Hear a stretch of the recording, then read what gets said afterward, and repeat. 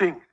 E aqui, mais embaixo, ele fala sobre o pai e a mãe poderem ter poderes iguais, e fala aqui, ó, embora eu tenha dito anteriormente, no capítulo 2, que por natureza todos os homens são iguais, não se pode supor que eu me referisse a todos os tipos de igualdade.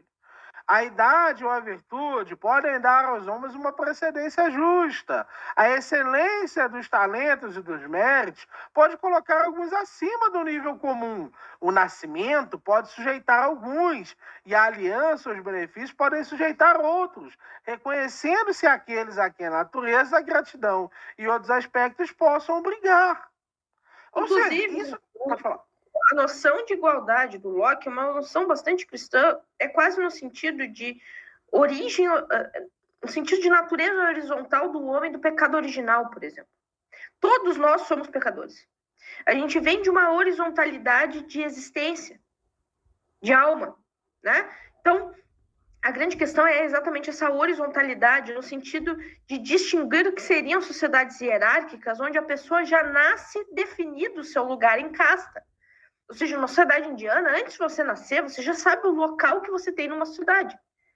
Aqui nas sociedades ocidentais, inclusive, se a gente pegar uma leitura devidamente técnica sobre a República de Platão, Platão não está sugerindo uma sociedade de casta. O que o Platão está sugerindo é numa espécie de mérito que exista uma organização dos melhores, dos que conhecem mais. Então, do ponto de vista da cosmovisão ocidental e cristã, isso parece bastante alinhado, de que todos nós somos pecadores, que Deus, por exemplo, não decide em uma certa hierarquia social quem é melhor e quem não é.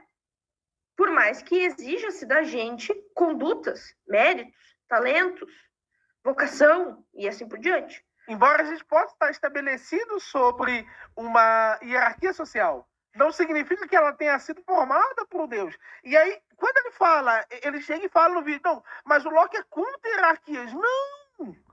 Como é que pode um homem lá que está profundamente conectado ao Shaftesbury, profundamente conectado à própria noção da monarquia, que muita gente, inclusive sendo injusto com o Locke, diz que ele é um apologista da monarquia.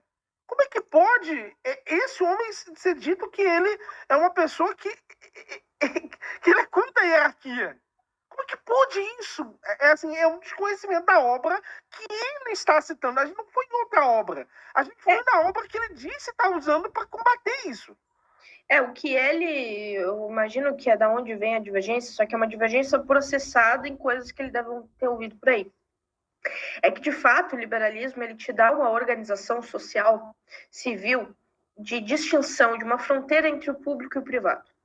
Ou seja, existe uma dimensão... Isso ele está falando sobre o segundo tratado, mas, na verdade, se refere ao ensaio sobre a tolerância. Ele vai depois falar da questão da tolerância contra católicos. Ele diz que é desse texto, mas não é desse texto. É um ensaio acerca da tolerância. No ensaio acerca da tolerância, ele está dizendo o seguinte: existe uma necessidade de conseguir separar aquilo que diz respeito à lei, à coerção e à ordem. E existe aquilo que diz respeito ao indivíduo, ao voluntarismo, a algo particular, a religião, e isso que, obviamente, ele, como católico, não gosta, mas, enfim, não gostar ou desgostar que não importa, é importante ser justo com o Locke. Bom, a religião se torna algo do âmbito privado, ou seja, eu escolho a minha religião. Só que o argumento de Locke do porquê que você deve escolher a sua religião, entre aspas, é um argumento absolutamente cristão, porque ele diz assim: já não seria cristianismo se tivesse que impor por lei que a pessoa cresce. Ou seja, existe uma dinâmica voluntária do cristão desde o princípio. Não pode, por exemplo, o Estado definir que você tem a fé se você não tem. Esse é o argumento acerca da tolerância. Uma coisa que é bem razoável nesse sentido, e algo a ser discutido, é a noção de liberdade de culto, liberdade de consciência. Porque eu acho que isso está no âmago do debate aqui. A ideia, por exemplo, de que alguém possa ter outra religião. A ideia, por exemplo, de que possa haver um protestante, de que esse protestante não seja considerado um criminoso, que a categoria para atribuir a ele seja inteiramente em termos de direito canônico, não em termos de direito do artefato jurídico penal habitual. E como parece ser a intenção do Locke, justamente distanciar entre aquelas penas que são seculares e as penas que são desse tipo. Inclusive, eu gostaria de comentar para muita gente que está aqui falando, estão aqui dizendo que a gente está defendendo o liberalismo porque nós queremos associar liberalismo e catolicismo. Eu acho que vocês não entenderam. Eu não me considero um liberal, eu sou um libertário. Na verdade, os autores que me influenciam... Exato. Então, os autores que me influenciam estão, inclusive, na lista de autores que o Guilherme Frey colocou. Autores que ele chamou de libertarian e que ele disse, não, esses autores estão fora.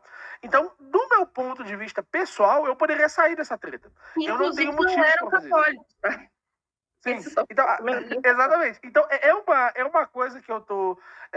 a gente está fazendo essa defesa porque é o certo, porque é deturpar um autor que tem uma tradição e que influenciou uma série de outros autores e que é feio quando você faz esse tipo de deturpação.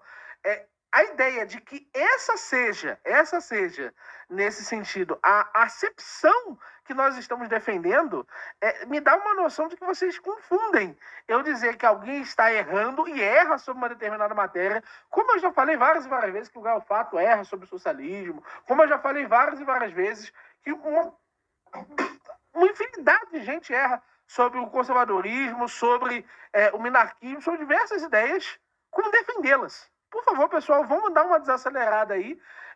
Nós não somos o alvo desse ataque. E ainda assim nós estamos aqui. Tá bom?